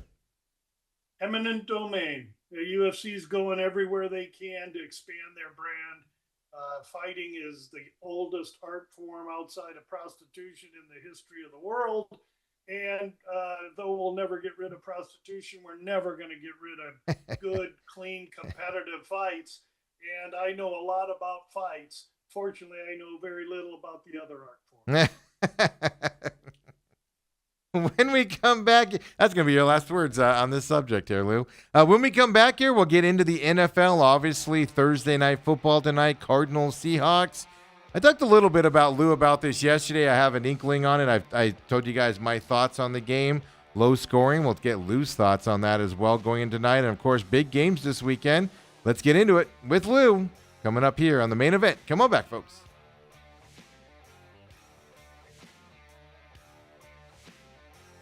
And we're back here. Main event, Thursdays, 9 o'clock, means Uncle Lou joins us here on the program. And as always, VSiN, Gamblu.com. Hit him up on Twitter, Gamblu as well. I've been so busy today because I got Cardinals game tonight. I got sick kids at the house, and I had an emergency drop my daughter off at school today because my son's sick. And all of that, I forgot to do the promo today for you on the socials, Lou. But you're here, so I appreciate that. Steve, you've been awful good to me. You let me come in every week, whether I'm driving or remote, or whether I get to come into the studios. So don't sweat it a bit. I appreciate you having me in, especially NFL season. Mm-hmm. That's what everybody wants to hear about. I hopefully coming in off of a win. Let's hope we can put another one out there. Yeah, and last week I actually tried to find it in my notes here. You won last week, right, with your release, Colts I believe? on the money line. It was. Oh, that's right. It was Colts on the money line. That was a rocking chair win. Yeah. You just sat on the rocking chair and forgot about it. Early at that point, right? I mean, those Colts look good, and like you said, their offensive line's opening the holes for the running back. Daniel Jones is performing. It is a team to pay attention to moving forward. There, the Colts. But before we get into the rest of the weekend, obviously tonight, Thursday night football, special interest to us here in the Valley. Seahawks are in town against the Cardinals. Cardinals' brutal loss last week in that game where they, last-second field goal, didn't get a lot of offensive movement. Lots of talks about their offensive coordinator, the offense as a whole on a short week here. Marvin Harrison Jr. dropping passes, et cetera, et cetera. Offensive line hasn't been performing, and underperforming. And then you got the Seahawks who just blew out the Saints, right, last weekend. Tough defense on that side as well coming into this game tonight. I know Thursday nights you don't generally, bet because of the shortness of the week, et cetera. You've explained that before. But obviously we need to talk about it because it's the Cardinals here tonight. I think over-under when I was looking at it earlier in the week was like 43.5, I believe. I don't know if it's moved much since then. I slammed that number. I think this is going to be a low-scoring affair tonight. Your thoughts on that at least, Lou? Well, when I look at I'm seeing numbers at 43.5, and when I look at bet splits, and I like to do that in this game, so 37% of the bets are on the under, 66% of the money, so double the amount of money per bet on the under. And I tend to agree with what you're thinking here, Steve. That said, I'm not into playing or betting totals yet. It takes me further into the season. I want more data. I just did this week's first DVOA, and so you're going to hear me talk about, well, the DVOA on their offense and their defense. Yeah. DVOA is a system that measures the importance of the plays and compares one team's offense, obviously, with their defense, etc. Yeah. And so while I do lean under here, I think the kid, the young receiver Harrison for the Cardinals is just simply pressing and trying too hard. I'm sure that coach is in his ear telling him to relax and take it easy. I don't know what kind of connection he and his quarterback have. I worry about that. Clearly, the connection between the tight end and the quarterback is working. I think the Connor situation is just heart-wrenching. You see a young man who come back off an injury and having such a career resurgence. Sport can be so cruel. I don't think you see Connor anymore. The good news for the Cardinals is they got two horses to fill in for him. I think you'll hardly notice him gone. Really? Kid Benson. I like the Cardinals. I think their strength is their defense. They've been very sluggish on offense in 3 games, 2 against putrid teams, 1 against a decent 49ers team. And so we'll see what happens tonight. But the world is betting Seattle. And the only way for me to approach this thing would maybe take a look at Arizona at home teased up somehow. Yeah, And they're that's they're kinda plus how- 1.5. So tease them up to what like a 6 number. Well, if you use a 6-point teaser, you're going to get your lips ripped off. So you Okay. have to know where you can go to get that at minus 120 because Okay. most DraftKings now is 125 or 130. They're saying they don't want you to play teasers. Okay. And some people will say that's okay. I'm only betting $10. Okay, no problem. You recreational bettors go ahead. But for a guy like me, I just got rid of a book that went from 6-point teasers minus 110. They went to 120. And Yeah. I closed out with them. Yeah. It's just too much difference. Yeah, that's all kinda that being weird. said- Sorry, That go. being said, Yeah, go ahead. you have to find teasers where the return makes sense. So you got to go to 3-team 6-point. That returns plus 160, but now you got to win 3 games. Yeah. That's challenging. You can go to 3-team 10-point minus 120. And I made a living last year doing that, and I'm very aggressive with those this year. And I would suggest that if you're looking at Arizona, plus 11.5 as your first leg of a 3-team 10-point teaser at minus 120, that you could do a lot worse. Okay. Hey, going back to your first thing you said, you said what 60% of the tickets were on the over for this game, and but more money was on it. What was that first thing that you told us here? I told you that 66% Yep. of the bets are, that 37% of the bets, this is at Circa now, okay? Yes. Yeah. Sharp place. That- That's what I want. Well, that's why I want you to reiterate it because I have a question on it because that's sharp money doing this. So give us that stat again. Well,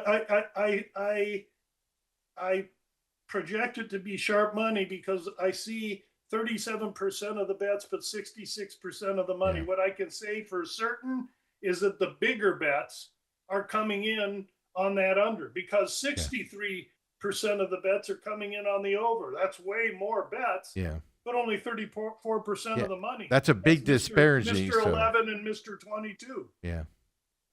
Yeah, no, that's why I wanted you to bring that up again because that's sharp money probably betting that under, lesser amounts but bigger dollar amounts for that under. So that just caught my ear I there that see. the sharps, I call it sharp money because it's bigger money and it's Yeah. early in the week. Yeah, It a may- casual may player is be not sharp. making that big bet on a Monday, Tuesday, Wednesday, right? Usually recreational Yeah. players are not. But again, hey, sharp bettors win 54% of the time. You know what that means? 46% of Yeah. the time they're wrong. So understand. Yeah, no kidding. Yeah, I was just looking for something to validate my description tonight on this game here tonight. Actually, so. Steve, we talked before the show. Steve told me that he was heavy on the under. Yeah. And I totally agree. I think if I'm betting that game, that's the path I'm taking. Yeah, and I I'm agree. factoring in the Thursday night travel for the Seahawks. They just blew out the Saints last week, so they scored a lot of points on their offense, etc. I do think that losing Connor and then having a game 4 days later, it's hard to. I like Benson, I like their running game. Then they have offensive line issues right now, injuries, like a couple knees on guys that are probably going to play tonight. Seattle's defense is set up to stop the run, which means the Cardinals' offensive passing game, which has struggled this year, I think that's going to keep the Cardinals from going on a big point run tonight. I think the Cardinals' defense will kind of, stop the Seahawks from going on a point run tonight, traveling on the road. All of those factors in there just tells me this is just going to be one of those games at the end of the night. We're going to go, woo. Whoever wins this, we're going to go, woo.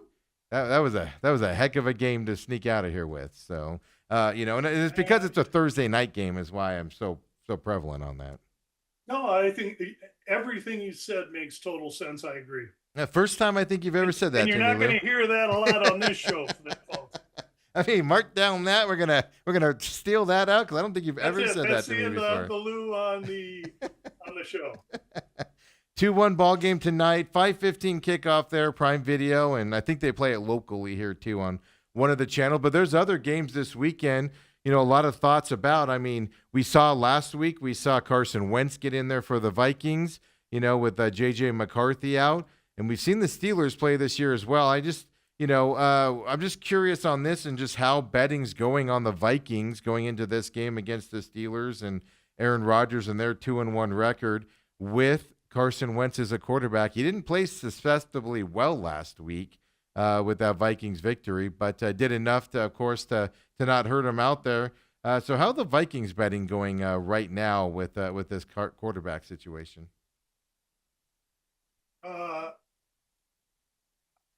My opinion is that is the best quarterback coach in the league. Mm-hmm. And my position is if he says that Uncle Lou, you come on up and you're going to be the backup next week, that he knows what he's doing. Now, of course, he wouldn't say that. And I'm going a long way around saying that I'm not afraid of Wentz at all.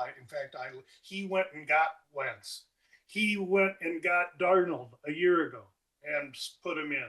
I think the same thing could absolutely happen. Let's not forget that Wentz went to North Dakota, and as a child, all he wanted to do was play for the Vikings. Yes. He's now got his wish. He's the starting quarterback for the Vikings. He's been in the league for, a decade, and been a journeyman the last 5 or 6 years. There's no doubt in my mind he's a professional. He's ready for a career resurgence. He's got the best coach to do it with. I am bullish on Minnesota. Now, on the bad side for Minnesota is that they're going out there for a game, and they're going to play in London this week, and next week they're going to send them to Dublin. Yes. So really, it's next week when we may want to take a look at attrition for the Vikings. Okay. But this week against a Pittsburgh team that's going on the bye next week, this game look ahead opened 1.5 to Pittsburgh given 1.5, and now you turn around and we see that two and Minnesota is the 2.5 point favorite. And so I should say this. I use FanDuel for NFL bets, so everybody at home knows where I'm getting my numbers from. But, yep, go ahead. They're not. I mean, they're hardly going to. In this game, there's no change. They're all 2.5s. Yeah. But I think that Minnesota defense is real. The offense only continues to come around. This is a heavyweight fight, but I'd lean to giving the points with Minnesota here, especially if you don't have to give the full 3. Okay, and now here's the other side of it. -2.5 for the Vikings, -114, -2.5, -106 on the Steelers. They don't want you taking that Vikings 2.5, or is it possible that is going to move to the 3? No, there's too many other shops at 110. So Okay. One guy's got a little bit of more money on the Vikings or the Steelers, so he shades that. No big deal. Okay, so it's not an issue or anything. Yeah, and then these London games. When you start to see 120s, Steve, or a 125, that's telling you it's about ready to jump. Okay, so it's that high where you start to see the jump. Okay. Now, that was the other thing I was going to ask you, was obviously a game overseas here for these guys, but you're saying the first one game overseas, it's not something to factor in huge amounts, but if you're over there twice a week, obviously second week, which we'll talk about next week, but one game over there is not going to be terrible? No, please don't say that. But one game over there has to be handicapped. Okay. Because right. Do they take the bye next week like Pittsburgh's doing? That's what most teams do. Yeah. Some teams don't. Some teams go to Europe, come back to the States, play a game the next week. Exactly. You got to know which teams those are. And I do. I guarantee you I do. Okay. In this case, Minnesota doesn't have to travel back to the States for their next game. They got to travel to Dublin. So that's an extra week with suitcases and travel and hysteria. It's not good. They're not happy. Well, I mean, that's the other side of it, right? I mean, these guys are creatures of habits. Practices, even if they practice at the same times, everything, you're in a different environment and stuff like that. So that is an excellent point looking into next week, which I'll make a note here to talk about that, obviously, next week as well. They'll be playing Cleveland, and they'll be given points, and Cleveland will be live. For next week, okay. Yeah, I mean, Browns coming off that big victory last weekend, and then coming up against the Lions this week. Lions look like they're back to their standard form here against the Ravens this week.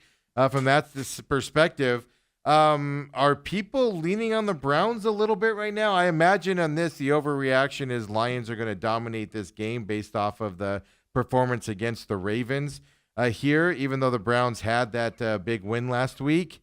What are the numbers saying on this? The look-ahead line right now, I mean, this is a terrible line. Lions are -9.5 going into this. Has this been sliding the Lions' way here based off of Monday night's game?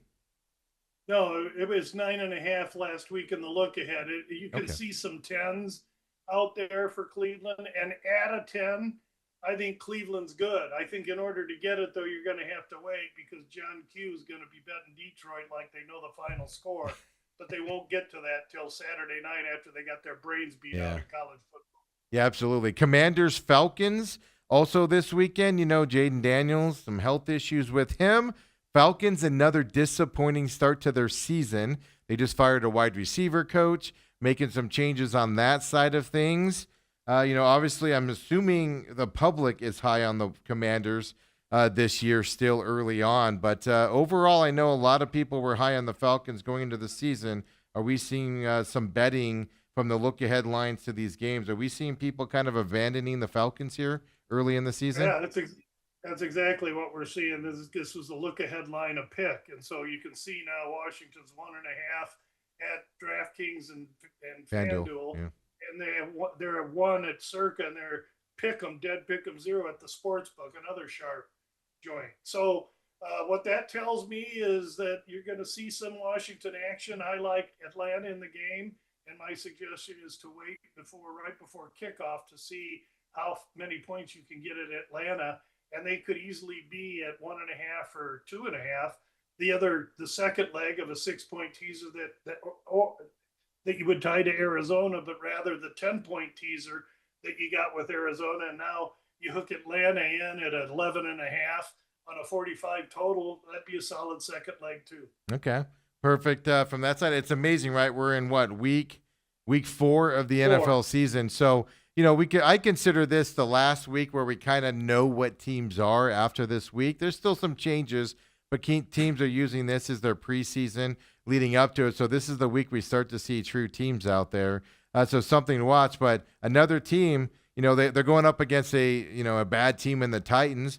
But Texans, a horrible start to the season that a lot of people were high on going into the season. 0-3 start for them. They are playing the 0-3 Titans, excuse me. So I suspect the money's going toward the Texans in this game. Overall, at least the public money will go that way. But in the look-ahead line, are people kind of abandoning the Texans as well early in the season in terms of the number? By the way, it's Texans 7.5 right now, favorites on FanDuel. And that number, by the way, is plus 100.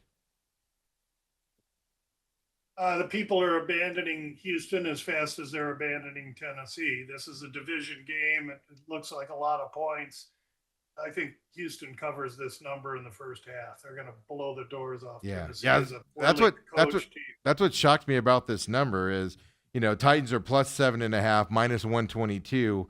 Texans are minus 7.5, plus 100. I mean, that tells me bettors are paying attention to the Texans' terrible start to the season and C.J. Stroud struggles and things to that effect, right? Going into it. So, well, Houston built a team with a great defense and great wide receivers, a brilliant young quarterback, and no offensive line, and they're paying the price. You got to understand, too, if you look at the total in this game, 38.5, 39, I mean, that's a 1977 total on this game.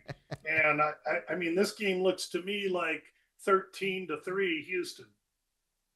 Yeah, so a low scorer as well. I mean, that's probably right. They've generated no offense whatsoever. I do like what Cam Ward's doing with the Titans. It's just he's not going to be able to get him over that top by himself coming into that. Another big game this week. I'm curious on the betting lines here and where people are looking at this. 3-0 Chargers. Star running back Najee Harris goes down and, Achilles injury out for the season now on a non-contact play. Dart getting the start with the Giants. Their Giants starting running back is out. Cam Scatterboo is going to get the better ball more for the Giants as well going into this game. With Najee Harris out as well, I mean, in my eyes, the Chargers are just runaway favorites to win this game. But now with Najee Harris out, that offense changes a little bit here. Giants, some big changes here. What's the thoughts on this game here with these unknowns coming into it? Najee Harris is a second-string running back and doesn't affect the line in any capacity. Okay. The fact that the Giants come off on Sunday Night Football and it's a loss and now they got to travel, to me, the Giants are at home. Oh, excuse me, yep. But they're coming off a Monday night. So bad spot for the Chargers. They got to go all the way out there. Chargers look ahead was 6.5.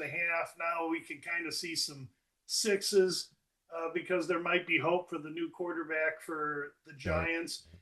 I tend to lean to the Giants here, but with a new quarterback, I want to watch. There's no harm in watching. Yeah.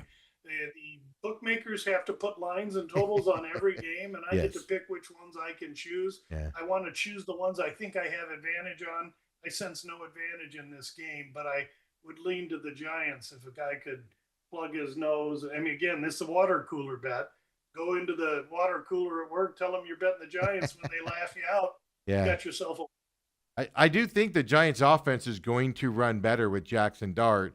Now, do they have the horses to compete against a physical Chargers team that is going to ball control it and things to that effect? I don't. With the rookie quarterback first start at home, I think that's going to be a struggle here. But can they cover the 6.5? Yeah, Chargers don't put up a lot of points, right? They ball control it and things to that effect. It's possible the Giants could cover that score. Absolutely. Yeah, Chargers want to win by 30, but really they play to win by 3. Yeah, they're happy. Harbaugh's happy with that win, right? Going into that. So those are. You got Colts Rams this weekend. I know last week, that was the bet there on the Colts. Really good. Jonathan. I call him Jonathan Taylor Thomas, old Home Improvement reference, but their running game is back. He looks like a stud running back again. Offensive line's blocking. Daniel Jones looks like the quarterback we thought he would be with the Giants early in the season. And they're going up against the Rams, who had a bad loss last week. A late loss for them and a bad one there. A 2-1 record for them. Matthew Stafford, though, looks healthy as can be with that back problem here. This is a big matchup coming to this one. Tell us about Colts Rams. Yeah, Rams were 5.5 a week ago, and based on everybody now knowing what you just said, the Colts are this, the Colts are that, and I like the Colts, and this is a big test for them because they come in high, flying high, and the Rams come in on the bounce. The only play here would be the Rams minus the 3.5. That's the only way I could take it, especially understanding it's moved 2 points since last week off that look-ahead line. But there's no need to do anything right now. I see a 3.5 minus 05, 08. I see a 3.5 minus 15. So this game is going to get some action. And what I would hope is that the public will come in on Indy and you can find the Rams at 3 before kick. And if so, that's a bet for me. Not Perfect. 3.5, but maybe 3.5 if I could get it even. And I see one right now at the Superbook, 3.5 even. So we're not done seeing money come in on Indy. So let's be patient with that one. Yeah, and I know you got to get to the baseball game here, but just really quick, if you don't mind, in overtime, Ravens Chiefs this weekend, right? And then I'll ask you for your thoughts on the rest of the games. Ravens Chiefs this weekend, 1-2 on both these teams. One of these teams is starting 1-3 on the season. Ravens have had 2 bad losses, right? A comeback from the Bills in week 1. They got dominated. Their defense has a lot of question marks right now. We know all the Chiefs problems out there. One of these teams is going to be 1-3. Right now, Ravens are 2.5-point favorites on FanDuel, minus 118 for them. Your thoughts on this game? Because the loser of this game is in a very bad position after 4 games in the NFL season. Yeah, losers in a bad position. Look ahead was Baltimore 3. It ticked down to 2.5. Really, Baltimore's D is terrible, and it was last year. Are they the elixir to make Kansas City's offense look good? I know one of the wide receivers for Kansas City, Xavier Worthy, is threatening to come back this week. Him and Hollywood Brown would sure give Mahomes some extra artillery. Not a game I'm really focused on, but at 2.5, it would be Baltimore or nothing. Okay, perfect. Well, tell me this. You got Packers Cowboys this weekend, Bears Raiders, Jets Dolphins on Monday night, Bengals Broncos on Monday night. What are you looking at? Here to wrap up the segment and you joining us here on this Thursday? Give us some guidance here on this NFL weekend. Yeah, I like Dallas at home against Green Bay, and Really? currently at DraftKings there's a 7, and so that's predicated on a 7. Hard Rock has a 7. Dallas and 7, yes. Then Cincinnati and Denver. Denver given 7.5 to Cincinnati. On what planet does Denver give anyone 7.5. That's stupid. That look ahead line was 5.5. Cincinnati is the live team, and Dallas. So I would tell you Dallas at 7 and Cincinnati at 7.5. Those are good, solid positions. Oh yeah, I mean you're not kidding there, and with Browning there as quarterback for the Bengals, that has a lot to do with the injuries on the Bengals side, right? More so than the Broncos side, and on that. Now that's. No, I mean, go ahead. They're bailing on Cincy. They think it's over, and it could well be. It's just that Denver doesn't play to blow teams out by that kind of number. They play close to the vest. And I mean, Harbaugh and Sean Payton, the coach for Sean Payton, they want to win a game by 3 points, use their defense and running game. And so I think Cincinnati's good, strong consideration. Right. Perfect. Yeah, because I can imagine people are running away from the Bengals like crazy, and I kind of feel I know why they're doing it, but even the Broncos, 1-2 on the season, they haven't looked great early in this season either. So, it's interesting to see. And 2 Monday night games this week, and they're both kind of games coming up. But Cowboys +7, Cincinnati the +7.5. Final thoughts, Lou, on NFL this weekend? I'm finally back into my database of DVOA. And so as these weeks go on, I feel like my focus should be getting keener and keener. Last week in the Super Contest Gold, I had a 3-1-1 week, and I'm about in the middle of the pack there. If you want to go to the Gold Pick 5 contest at the Westgate, Uncle Lou's on there. I think I'm like 27th place right now, and I started really, really slow. So there's great encouragement there. And we'll see what happens. I'll report what I do next week, but I'm looking to make a run in that contest. Yeah, perfect. And I appreciate you joining us every Thursday. UFC this weekend, Saturday night. So you got a busy Saturday night. Weigh-ins from Australia, same time because of the normal start time tomorrow. Different. It'll be 10 or 11 p.m. on Thursday. Yeah. Tonight. Yeah, tonight. I got a full day today. Yeah, no kidding. And then you got to stay up late for that. Sneak Teep will be out tomorrow morning not Sneak Teep, I apologize. About Business will be out tomorrow morning normal time for that. So perfect. Lou, appreciate it as always. Go with those Diamondbacks on and just hold your breath for those stinky Dodgers fans down there, would you? Under 8.5. Thanks for having me, Steve. Good luck, everybody. Hey, see you next week, Lou. Have a great one. Everybody else, McCollum on Business coming up at 11 o'clock. And, of course, Cardinals game tonight. We'll be back tomorrow to discuss that. Set you up for the ASU game tomorrow night. Come and join us, would you? See you in a little bit, everybody.